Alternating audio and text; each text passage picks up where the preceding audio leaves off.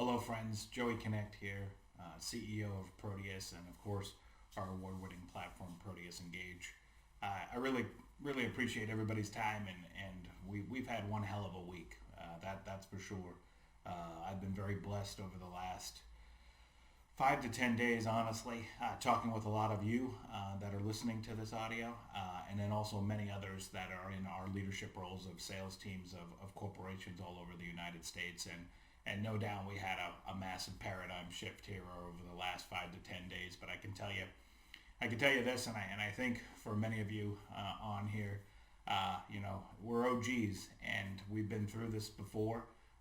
We had obviously 9/11, stock market in '08, and just challenges within all of our own industries throughout the years. And there's one thing I know that we're going to be really resilient, and it's not our first rodeo, nor will it be our last. But with that, we're also not ignorant.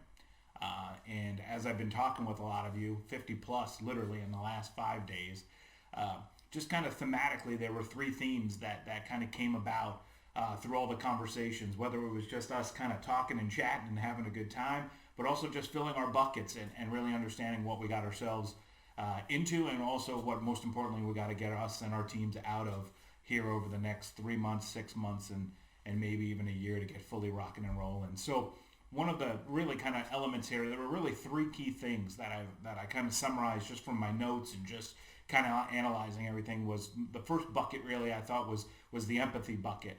And what I mean by that is there was kind of like two types of empathies we've been talking about. One, it's your own sales team members and how are they doing and how are their families doing. So that's something you need to check in on and level set.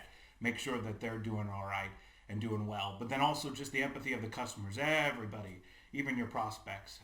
Everybody's world has kind of been turned upside down in many ways, and maybe not all for the negative, but just routines destroyed, kids being home, all sorts of things going on there. So really empathy was one of the key three buckets that I kept hearing. Second one was this isn't really the time for sham wow marketing and gitchy sales. This is where it's getting real. And like I said, as OGs and people been in the complex selling world for a while, a lot of this is about meaningful relationships and authentic conversations. And I'll share with you, I was talking with a potential partner, and he said, Joe, it's kind of crazy for us right now. And I said, well, I just want to let you know we're here for you.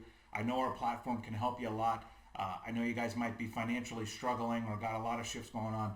I'm willing to help in any way possible. This is not about revenue. This is about helping grow your business and saving jobs and really keeping this economy moving in a time of challenge. And so we just all have to be real a lot of times. And that's where the relationship kind of process comes in. So the first one, empathy. Second one, definitely the relationships. And then, of course, the third, which we've been talking a lot with folks, is navigating the next year with limited amounts of handshakes.